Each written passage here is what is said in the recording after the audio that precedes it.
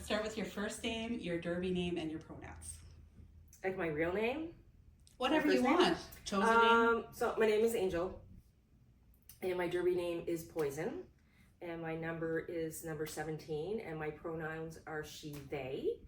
My name kind of evolved from Angel Poison because my maiden name was Poisson because I'm half French. Everybody mispronounced Poisson. I wanted to do something like how to play with the fish, and I just couldn't come up with anything cool. So everyone always called me Angel Poison. So I'm just like, all right, Angel Poison. But then when I started playing with the level games, like with the travel team and stuff, I just shortened it to Poison because at that time in Derby, people were using their real last name. So it was just like one, whatever. So I'm just like, well, it's kind of my real last name. And I'm still, holding on to that old Derby name stuff. So I'm just like Poison 17. And then number 17 comes from Wendell Clark from the Toronto Maple Leafs because I'm a big hockey nerd. So that's where that comes in. You're a Leafs fan? I am a Leafs fan. That is from my partner Richard. He's from the Toronto area, so I blame it all on him. Okay. So where do you play right now? Right now I play with Ottawa Valley Roller Derby. I have lore of the history of Derby in the city. So I've been playing Derby for almost 13 years. So I've been, I started with CCDD, it was called. I can't remember. Capital City Derby Dolls? Capital City Derby Dolls. I did their fresh meet or whatever because, I just wanted to join. They happened to have one starting. That's just how I chose. I knew there was 2 leagues. So, I just jumped in. Absolutely loved it because I roller skated and skated as a kid all the time. I was just like, one of those kids that was just go, go, go, skinned knees, just riding down hills on skateboards on my butt. I was one of those kids. So, I tried on the skates and I just started going and I just loved it. I absolutely loved it. And so I started playing with them and then some kind of stuff happened in there. So I moved over to what was called Rideau Valley Roller Girls at the time. Realized that, excuse my language, same shit, different piles. So I'm just like, all right, fine, I guess I'm just skating here now. And then the 2 leagues merged, and that was interesting. I was actually on the merge committee. I was actually on the committee that was kind of figuring out how to do all this stuff because there's also the financial as well. It was really complicated. And then of course there was the kind of the social part because for some reason we're kind of like rivals for some reason. It was just that's just kind of the way it goes. And then once we merged, it was fine. It was fine. Everything was fine. And the league was nice and big, and it was healthy, and it was thriving, and everything was great. So, there's like a lot of fuss for nothing, I suppose, in my opinion. That's just my opinion. I mean, if you ask somebody else, they'll have a totally different opinion. But, so yeah. And then I've been skating for them ever since. I've been skating on the A travel team, the B travel team, house teams, all of the above. I also do coaching. I coach the 101s, I coach the juniors, or not single-handedly, I help. I'm on the media committee. I've been part of Derby, has been part of my life for a really long time. So I don't even think I know who I am without Derby or skating, right? So I started park skating right before the pandemic. I only went a couple times kind of thing. Realized I'm like, oh, I really like this too. Kind of like scary things for some reason. And but I've been doing a lot of it the last year because I kind of took a break from Derby for the past year. My son passed away in October, so I just kind of took a step back from everything. And the only thing that really kept me going was park skating because it scared the crap out of me. So it was just like when I was park skating and it was scaring the crap out of me, I wasn't thinking about anything else, right? So and I also had knee surgery because I'm old. So I had knee surgery in the wintertime. So I took a break from actual the season last year for all of those reasons. But I plan on coming back full on this year. 101, coaching, skating, playing, everything. So did you miss it while you were off? I did. I missed, because you play Derby for so long, that's a huge part of your friend group too, right? So not that they left me alone, because they didn't, and I'm really happy that they didn't. Messages, visits, cards, everything. It was, I felt the love. And I did kind of pop into practices every now and again just to be like, hi, I'm still here. And just to see people's faces, you know, because I really miss them. And yeah, I missed it a lot. So I'm really happy to be going back for sure. I'm sure they're going to be happy to see you back. I'm super excited. You're going to be coaching 101, I heard. So yeah, I'm coaching. I am. Yeah, I am. Awesome. Yeah. Perfect. And so you talked about a knee surgery. So over a 13-year career, you must have had some other injuries that took you out of Derby, or were you pretty lucky that way? So many. I was really lucky. Oh my goodness. I have never broken a bone. That's not true. I've never broken a lower extremity, which would mean that you would be off skates for a long period of time. Never broke a lower extremity. I did have a couple of torn MCLs and things, but that's not like the same as breaking a bone. But anyway, I did break an elbow and a finger in the same practice, 2 separate incidences. 2 bones, 1 practice. How? So I broke my finger first because we were warming up by playing dodgeball. And of course you have your wrist guards on, right? So you're not really properly grabbing the ball, and it just, like one of those. Oh my God, did it ever hurt. And then I thought, it's just your finger. Continued. And then we went into practice, which I did. And right at the last whistle of the scrimmage, my friend Pixie came smashing into the back and just hit my elbow just weird and broke my elbow. Yeah, it was weird. So I don't know if anyone can ever say that. 2 separate bones, same practice with 2 separate incidences. So you are such a badass. Like, it's pretty nuts. And then one other thing I particularly remember is we were getting ready for Beast of the East. It's a really big home team tournament that Montreal used to host, and it's so much fun. So it was our last practice before we went, and I fell really strangely, and I tore my bicep. Is this a bicep? Bicep. Tricep? Bicep. Maybe this one. Yeah. I don't know. So I had an 80% tear, and I can actually still feel the bump right there where it healed. And it was black and blue from here to here. And the numbered armbands that you wear, the compression, I just put 2 of them so that it kept it compressed, and I played the whole tournament. It's actually, you can actually look it up on YouTube. You can see I was jamming, because that's the other thing too. I used to jam. I was jamming, and we were playing against a team that was quite large in stature. They were really, really tough and really good. And I just went flying, and you could see me getting up doing this. And you could see it on the feed. I'm like, what are you doing, Angel? Because I felt like I fell on it. So anyway, I played the whole tournament with a torn ligament. Because I'm intrigued, I will be going to look on YouTube. So what I haven't looked up lately, but it was the year that it was the Slaughter Daughters, but not in the heyday of the Slaughter Daughters. It was the reincarnation of the Slaughter Daughters. That is included in the lore. There's also lore. I mean, you want to talk about the lore? I'm interested in hearing about the lore. But well, when we had the merge, we reshuffled everything. So we just reshuffled all the home teams and everything. We just shuffled everything. For some reason, we kept the names. And I wasn't on the committee that voted for that, of course, but we decided to keep names. So Slaughter Daughters were a record-breaking, amazing home team that Rideau Valley Roller Girls had that I think won Beast of the East 3 times.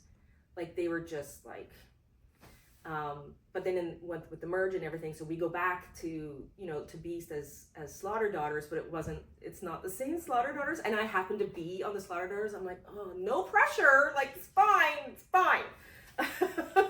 We ended up actually doing pretty decent that year, but not, the legacy of the Slaughter Daughters was just always right here. So anyway. Oh man. I know, it was a lot of pressure. I told you, I have lore, so much lore. I love it. I love it so much. So you started as a jammer. I'm not surprised. I jammed for years. I did. I actually jammed for years. Whipped a level as well. Jammed for years. Travel team, the whole bit. And then I think it was when I came back from cancer treatment, or maybe it was a little bit before. I think it started a little bit before. So I took a year off for cancer treatment. That was another thing. And feel free to talk about it if you're comfortable. I call it the cancer fuckery. I don't know if I'm allowed to swear or not. As much as you want. Okay. Yeah, I actually was playing a tournament in the States as a blocker that time. And because, in practice, you do everything. Like if you want to be a good derby player, play all the positions. So I was blocking a lot, and we happened to have like a really big excess of jammers that year in the team. So I decided, you know what, I'll block fine, because I enjoyed both. And then we played that tournament, and then a week later, I was diagnosed with stage 3 uterine cancer. So that was like, oh, well, I guess that explains why I felt really tired all the time. Because admittedly, my energy level just wasn't there. So of course, like 1,000 things go through your head. Am I eating right? Am I sleeping right? Maybe I'm just getting old, like all these things. And it's like, oh no, I was actually really sick. Okay. So a year of like surgeries and chemo and radiation. So I took like a year off then. So when I came back, I just strictly just blocked, because I was just like, you know what, there's so many good jammers on our team and in our league. I was just like, it's fine, I'll block. And I love blocking, absolutely love blocking. So yeah, I do both. So now I do 99.9% of the time I block, and whenever someone passes me the jammer cover during scrimmage, I'm like, oh yeah, I know what to do with this. So you pivot quite a bit? You're a PBJ? Actually, funnily enough, I don't. I actually don't pivot that much. I don't. Because there's a lot of really good dedicated pivots in our league, and so they just do it. So it's just like, all right, I'm cool with that. So what kind of blocker are you? Are you a butt or a brace? I would definitely do both. Okay. So I'm comfortable doing both. I'm usually the brace, like on a home team level type of scenario. But on the travel team, etc., there's again people that do it way better than I do. So I'm just a butt, tell me where to go and what to do. So I'm fine with that. They're all very important. They're all very important. Exactly. Exactly. That is so badass. So you came back to Derby after cancer, and what was the decision there? Like, I guess friends or community or to come back? Yeah. I always wanted to come back. To me, it was just like I'm just taking a break to kind of like take care of this cancer fuckery, and I'll be right back. Like, that kind of thing. So to me, there was never a question that I was going to come back. It wasn't. And I would come back and visit, and of course everyone would be like, oh, and I'm like, keep your germs to yourself. I have no immune system. Thank God this was before the pandemic too, because I don't even know how I would have done that. My goodness. I thought about that actually, because, it's very shortly after that I sort of returned to normal life and work, and because I wasn't working, obviously, derby and work and like really getting my groove, and then the pandemic hit. And then I was just like, well, that's not exactly fair now, is it? For me, personally, little old me in a global pandemic, didn't like that at all. That's fair. I feel like, you should just have to deal with one catastrophic thing at a time. I thought so too. Yeah, and then my son died, so, there's not, Yeah. But anyways, I have lots of excuses to take breaks from derby. That was a really good one, though. It's just, it brings me back though, because it's the community, it's the friends, it's a lot of my social group, it's the exercise. I need to have that outlet. I absolutely need to have that outlet. A lot of people can relate to that. If I wasn't doing derby, I'd be doing something else. I don't know, kickboxing. I don't know, something physical. It has to be very physical.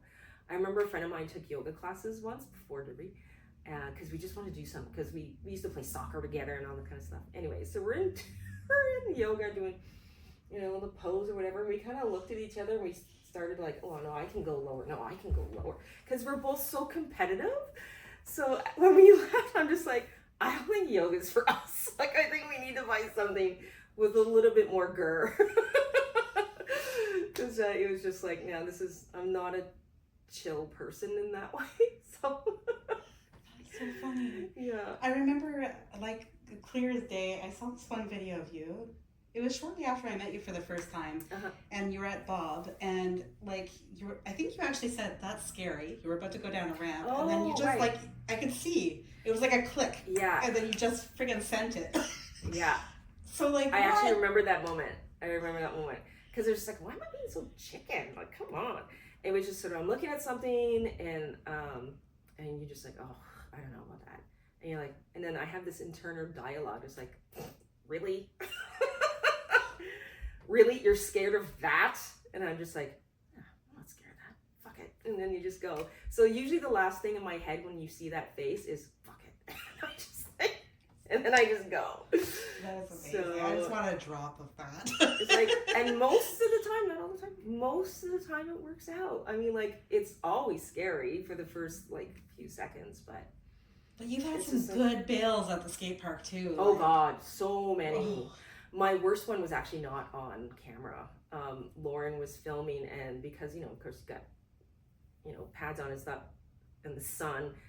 They thought they pressed recorder, but they didn't. It was my worst slam. It definitely was. I knocked the wind out of myself in the worst way. I slammed forward. So when people said like, "Oh, I fell," like I didn't fall. I was slammed down forward, and it hit right there because my back was arched, so it got it really good, right? And my knees and my elbows were bruised and scraped through the pads because I hit so hard that the pads moved. And I knocked the wind out of myself, and then so I was sort of like in a fetal position, but on my hands and knees, like a upright fetal, to try and catch my breath. And Lauren, of course, was too scared to go down, so I can hear them skate all the way around to get down because this was at Legacy, and I'm at the bottom of the bowl, and thank God there was nobody else there. But yeah, knocked the wind out of myself really good, and it took me a good 10 minutes to get out of that bowl. did you keep skating? No, and you know what? You know what? I know. It was actually at the end, and I said to look, and I was dropping in and doing it, everything was great. Didn't feel like I wasn't super confident, but I was doing it.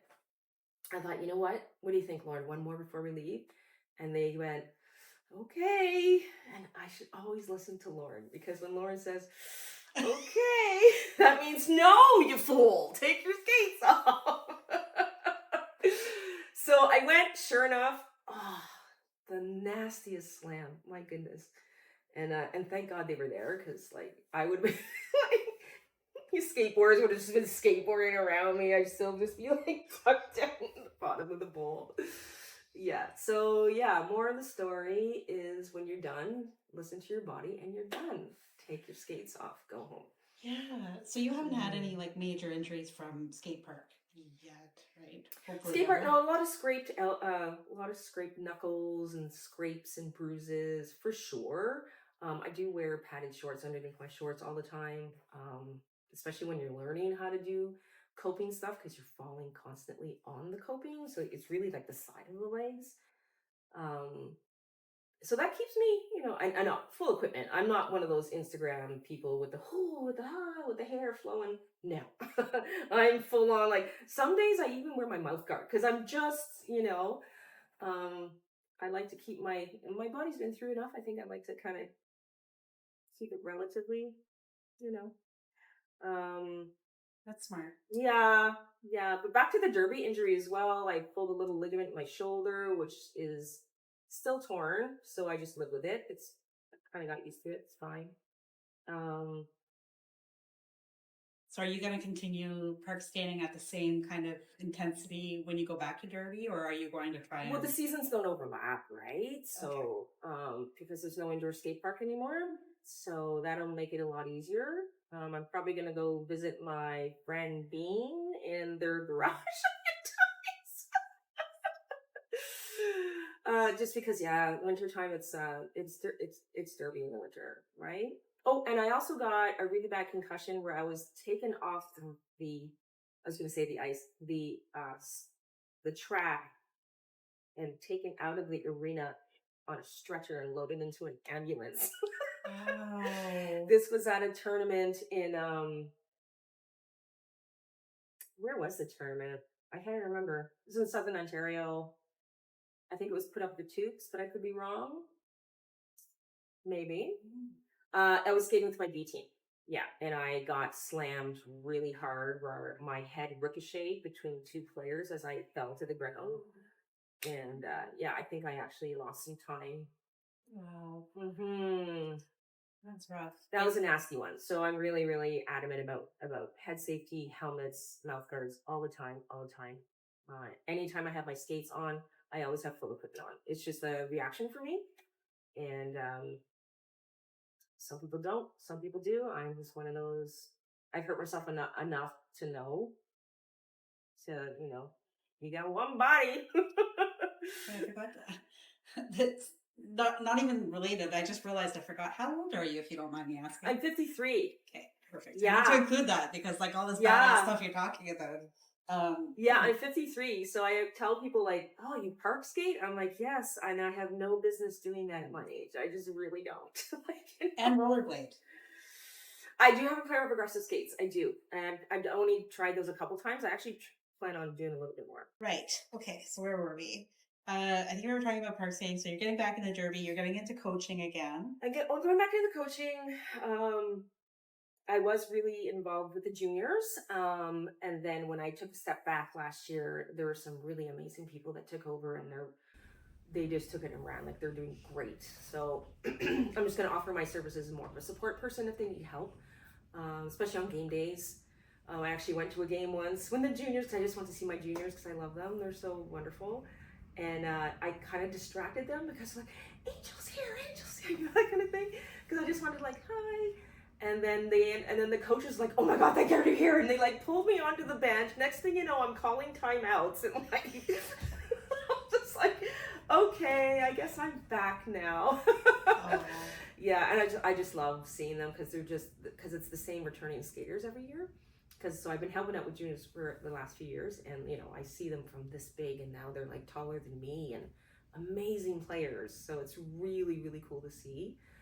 And actually, a couple of them tried out for Team Canada. I don't know what the result was, but I know a few of them tried out for the junior Team Canada for the team. So that's pretty cool. I don't think they made it. So much though. Yeah. Like just for them to go out and try. Holy smokes! Like so great. So great. And I've seen them skate too. They're amazing. Yeah. Yeah. Good. And do you have any? I don't know. Any throwback stories that are fun that you want to? Other than breaking multiple bones and part of the way by ambulances. You just have you have a lot of fun on the road trips, right? So the road trip when you're traveling with your derby team, you know, you're sharing a room, 4 in a room, you know, sharing a tiny little double bed. You're exhausted because you can't sleep, of course, because there's all these people in the room and it's tiny, and you're training and you're nervous, and but it just like really solidifies, like there's nothing like trauma bonding at a derby tournament. Because a lot of times you're just so nervous, like you're not eating, you're not sleeping, and you're like, oh, you know, especially when you're jamming. I found jamming, I suffer from anxiety disorders. I'm medicated, like I legit can't do a lot of things. And so it was funny because that particular tournament, all 4 of us who were jamming all had some kind of anxiety disorder. So we're sitting on the bench and every one of us is doing one is breathing, one is doing their little tappy tap, the other one's doing something. Oh my goodness. I'm like, look at us, we're a mess. Like, how are we even going to play this game? But we did. And we had a great time. What are some of the tools that you use to manage that? Going into a super scary sport. It is so this was before I was taking medication, so now it's a lot more manageable, but back then I wasn't. You can't eat. Like, I just couldn't eat. Every time I try to eat, I throw it up, which is not great when you're playing very physical sport. And same with my teammates. That was the main thing, is like you couldn't eat because you're just so nervous. Like, even like the day before, the whole ride down there, it didn't matter, you know. So our most favorite thing in the world is after the tournament, we all go out to a restaurant and we just the food is like this with like a bucket of beer, and you're just like, you just feel like $1 million, you know. And it didn't matter if we won or lost or whatever, like, oh my God, thank God I just finished that. It's great. It's done. You know, it's good. And then you sleep all the way home in the car because you just feel like it's so much better. I often ask myself, like, really, Angel, this sport, the one that makes you the most anxious in the world? Like, I would have, I don't know my secrets now. I would have anxiety attacks in the car waiting to go into practice. Like a practice, you know? And it was just, I have no idea why, but roller derby is my greatest love, savior, outlet, everything, but also my biggest anxiety trigger. So it's a very complicated relationship. So relatable. It's such a complicated I relationship. think a lot of people are going to relate to that right? statement. Like it's just, it's really, and then you just keep going back. Because often, you know, my partner or my friend or whoever, like, why are you doing this to your, like, you're like, look at you, you're throwing up, you can't eat. And I'm like, because I just love it so much.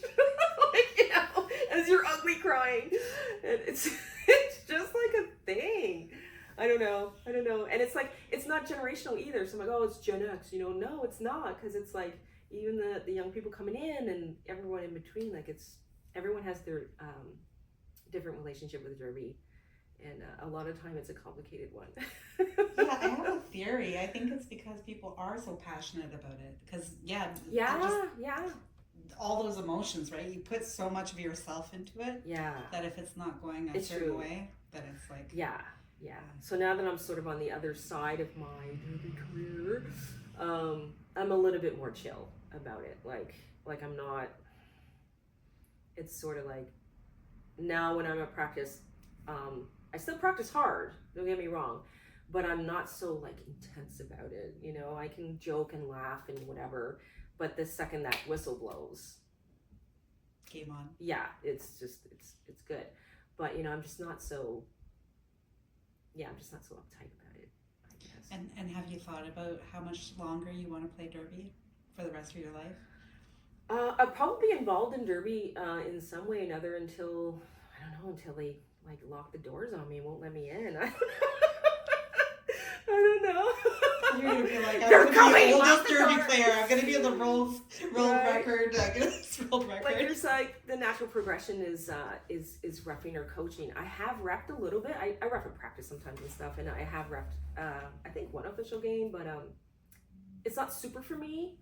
But I think more the coaching is more for me. So I really love. You know, even here at the store, I love when people come in who are new. Like, I love working here because, like, you're going to pay me and I'm going to talk about roller skating. Okay. You know, like, it's a super easy thing to do. So, teaching people coming in on the 101 and get them to love the sport as much as I do, I think that's kind of more of my track than because I know a lot of people will go into reffing. I think I'm more leaning into the coaching because, I mean, you know, you can coach without your skates on. I personally have a preference that I really dislike that. I dislike coaches who don't put skates on. So I'll always have skates on. Whether I have like a cane or something to go with it, we don't know. Or a walker. A rolling walker, right? Exactly. Yeah, so I'll probably be involved in it. I have no plans on stopping, so. I love that. Like I'll do something in whatever form that is. Park skating, honestly, I'll just keep doing it. I'm just going to keep doing it because I absolutely love it, and it uses totally different equipment, and not different equipment, different skates, so I don't have to worry about ruining my Derby skates because I'm really particular about my Derby skates, and they don't make them anymore, so I have to be very careful with my skates. So, you know, and to me, the community is connected, but to me, they're separate things, if that makes sense, you know, but there's overlap, obviously, like the people I skate with are Derby. Like almost all of them, so yeah, for sure.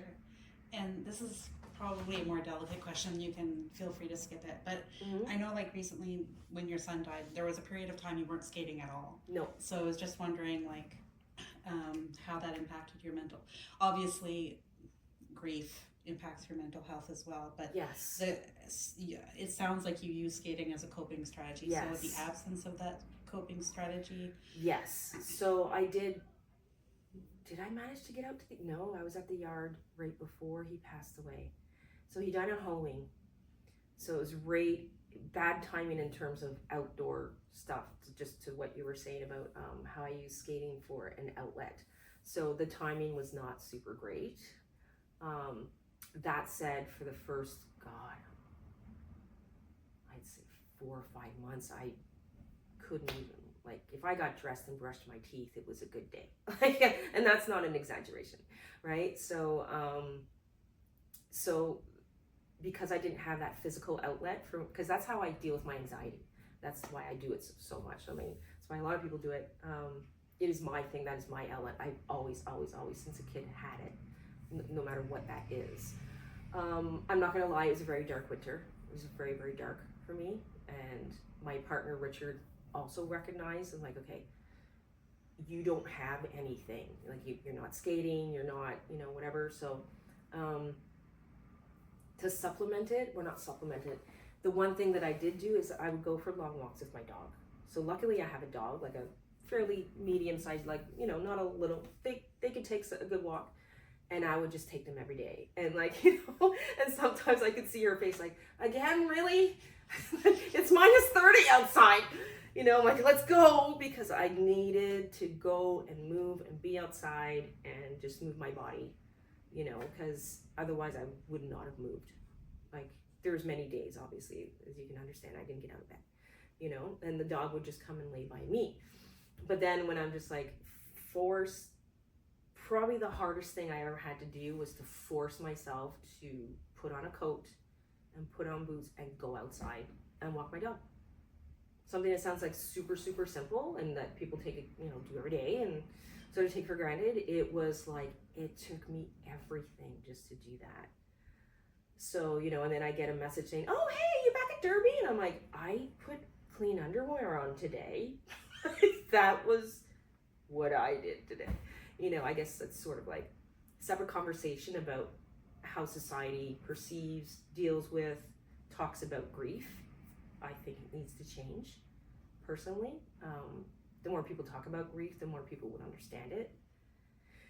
And the more people would feel understood. I don't know if that's the right word, but it's just sort of like grief is not talked about in this society, and I think it needs to be talked about more. I know there's a lot of things wrong with this society. Like, the list is huge, but death is a part of life.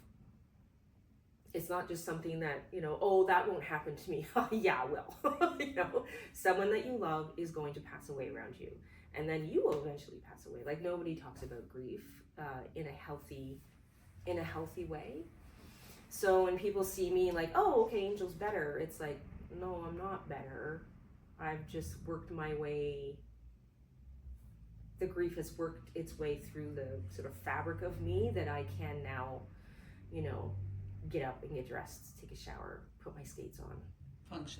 Function. So because I always feel better after a skate, right? And that could be derby, that can be outside. It doesn't matter what that is. It's just like, you joke like, oh, I'm going for a stupid skate for my stupid mental health. Like, it's 100%.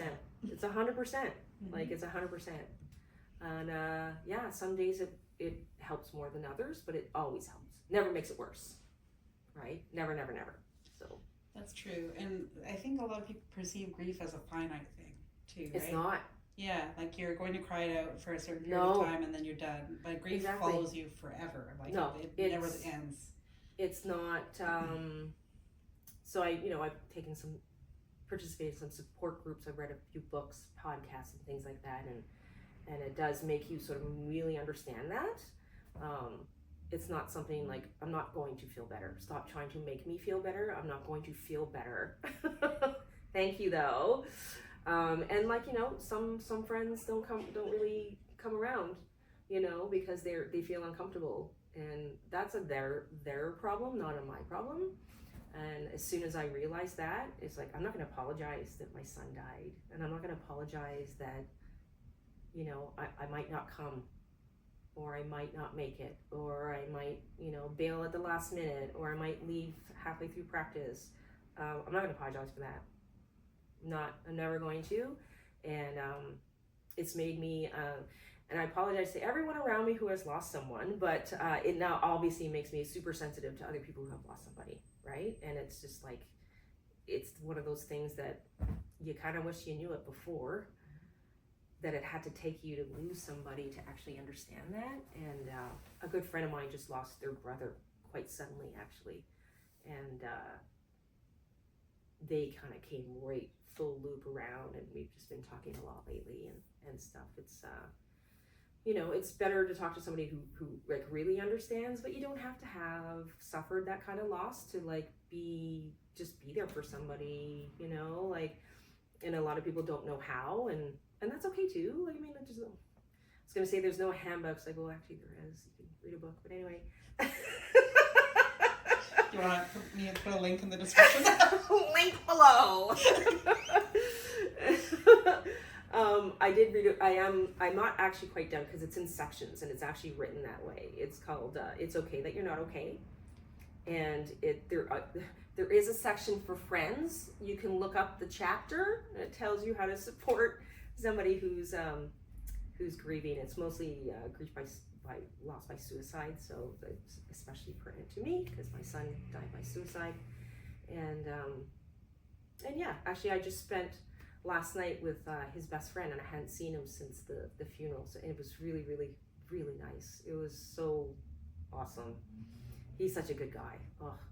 And because he was still struggling with the loss as well. So at the end, we texted each other this morning actually, and it just it was so nice that because as soon as I saw him and I hugged him and I smelled him, because they're both chefs, they both smell the same. They smell like food, right? I don't know if you've been around a chef before, but they all have that smell. No, but I need to be now. Yeah, because it gets in your clothes. You could wash your clothes as much as you want. You could still smell it, right? So as soon as I hugged him, so we just felt so close to Rasmus, just talking about him and stuff. And yeah, it was really, really cool. So that is one way to remember him and celebrate him, is just spend time with the people that were around him. Were you the one who posted on your story where it was something like, allow me to speak about them because it makes them still alive? Allow me to speak about them because that's the way that I'm not going to be making any new memories with him. So this is me reliving memories, right? Because I'm not going to have any new ones, sort of thing, right? Yeah, it was really beautiful. Yeah, because it's it's kind of true, and so I can see some people, I talk about him all the time. I drop his name as if he's still alive, because that's just what I do, right? I was a big part of his life and vice versa. So, but I see some people, as soon as I say the name Rasmus, they almost wince, and you're just like, I'm sorry, did I say a bad word? So that's the thing, is just let me, and I'm not sitting there, let me talk about my son. I'm just like, oh yeah, Rasmus had one of those, or yeah, Rasmus used to make that thing. The same as you would mention anyone for any kind of little conversational tidbit, right? Just let me say his name. And if you're not comfortable with me talking about him, then don't hang out with me. Exactly. It's just kind of the way it goes. Just to relate to you a little bit, my father-in-law died earlier this year. Right. And yeah, he was living in our house with us. I had met him once when I went in to use the washroom, very, very briefly. Very, very briefly. But as a side note, he was a very jovial, jokey guy, and I'd go to open the dishwasher, he'd be like, "Say prop." Anyways, so when my mother-in-law will say prop, I'll be like, I'll do his voice, say prop, and we both laugh, and it's just it's kind of he's it's still. It's a little moment, and Yeah. that's all, and it's your one little way of celebrating him or remembering him, or whatever, any way that you do it, right? It doesn't have to be this big, deep conversation where it's just those little moments of the day where you just remember them, say their name. That is the way that you honor them, and that is the way that you remember them. Yeah, a little nod, a little nod that he's still with us even though he's not with us. Yeah, I love that. And actually, your son's name came up recently. I was with Gloria, and they were talking how beautiful the service was. So yes, the celebration of life. That's right. That was a whirlwind of an evening, and I just remembered actually yesterday. I'm like, oh yeah, that's right. Gloria was there. It was so. There was hundreds of people there, and they were coming in and out. It was at Club Saw, and Rasmus knew a lot of people, right? He was a chef in the city, and like most things, the chef community is fairly small. They all know each other. Kind of like the skate community. If you don't know them, you know of them, right? It's sort of like one of those, very similar. So yeah, the place was packed, and it went by so quickly, and I was just trying to remember everyone's name because it's the last time all those people would be in the same room together. You know what I mean? So it was really there was a videographer there. I don't even know who she was or what she was. She was with a full-on big thing, yeah. It was just instead of a traditional sort of obituary in the newspaper, a reporter called me, and that was his obituary. It was just sort of not your typical sort of situation. It was very unique. to be honest, there's pros and cons to that. On the one hand, it was just like overwhelming, the love that everyone had for him and just how many people he touched. But on the other hand, it was very, I felt very exposed, because very public, not public, but you know what I mean? It was very like, nothing was private, you know? So it was a little bit different. You know, I'm getting messages from all these people that I don't even know, and just with these really deep stories of how much he touched them and all this kind of thing. And I really wish I knew them, and like, you know, just so much information. I felt like overloaded. Not to mention I was completely out of my batshit crazy head grief. Like, it's like you cannot retain anything. So, you know, probably all things you wanted to hear, but it was just like a fire hose of emotion, and just faces and people and just coming at you. Like, I couldn't even take 2 steps in the room and somebody else was there, right? And I couldn't have conversations with people because just, you could see people just waiting to talk to me, kind of thing. And that was a celebration of life. That wasn't even the funeral. So I did have a funeral at Spark Beer up here. I know the owners, and my really good friend who organized it is really good friends with them. They donated the space. The space is absolutely beautiful. And then we brought in all his stuff, you know what I mean? And there was like a slideshow going on, and we had this lovely officiant that came in. And officiant, is that the word? I think so. Is it? It sounds official. It sounds very official. It was just very non-denominational, of course, because I am not religious in any way, and it was really, really beautiful. It was gorgeous, and I had some very good people around me that just took over everything. I didn't have to do anything. I didn't have to organize anything. I did not have to go back into his apartment.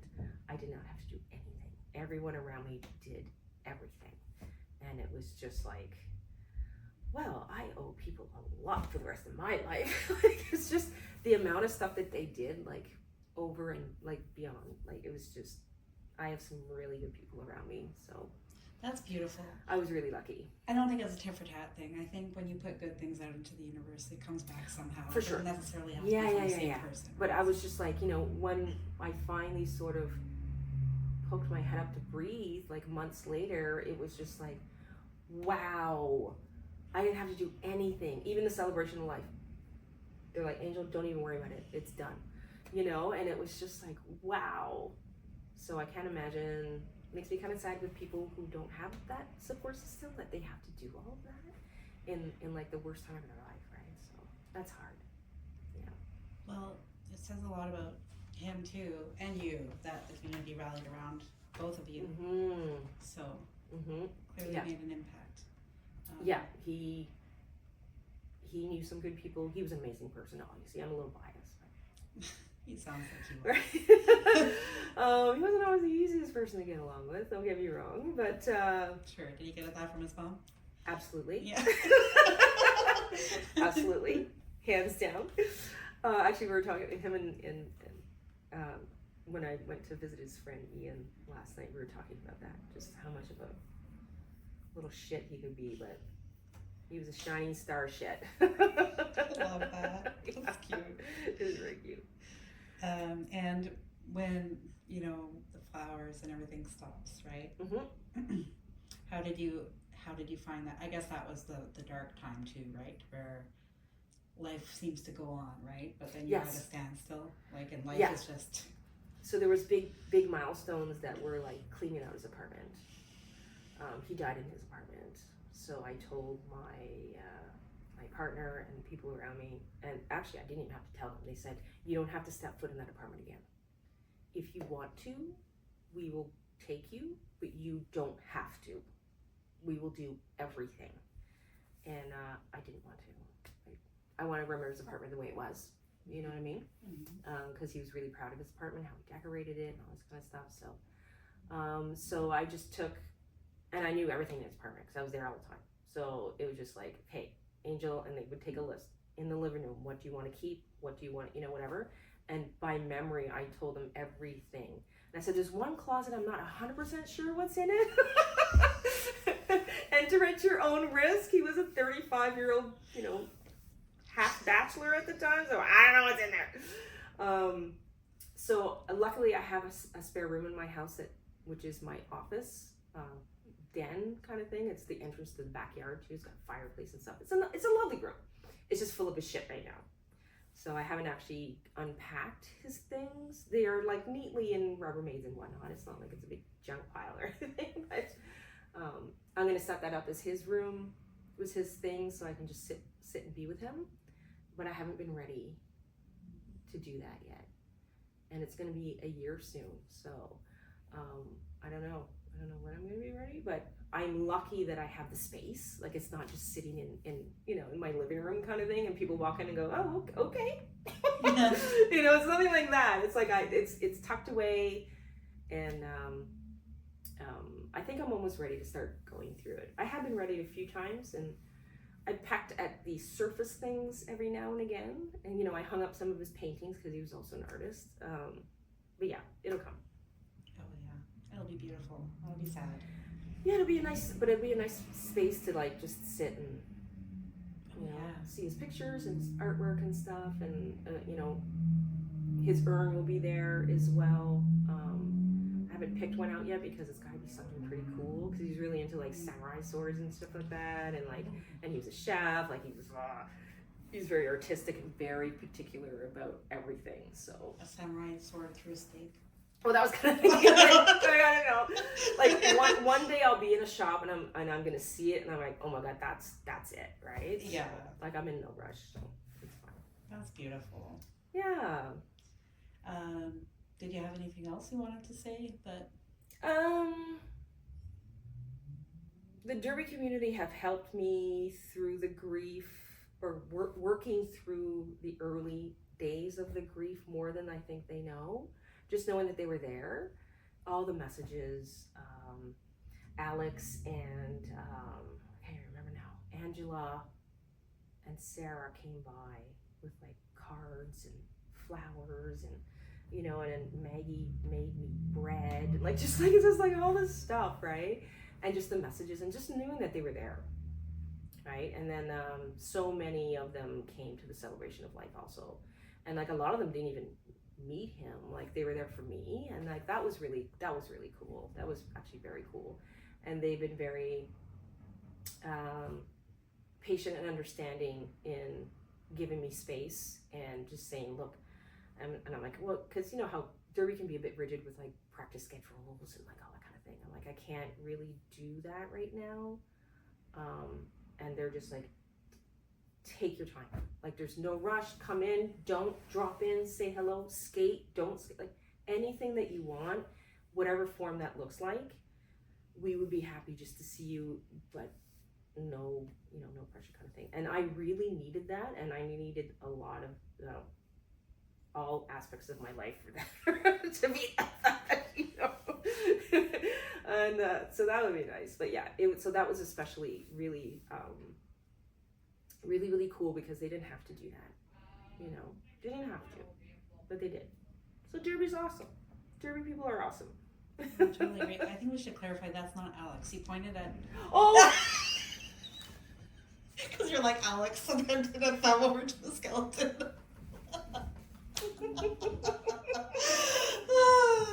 It's not Alex. Oh no. Alex has not worked so hard that they've disintegrated in the shop. No. That was beautiful. That's amazing. Wow, there's so many good tidbits. I told you, I started talking and it just comes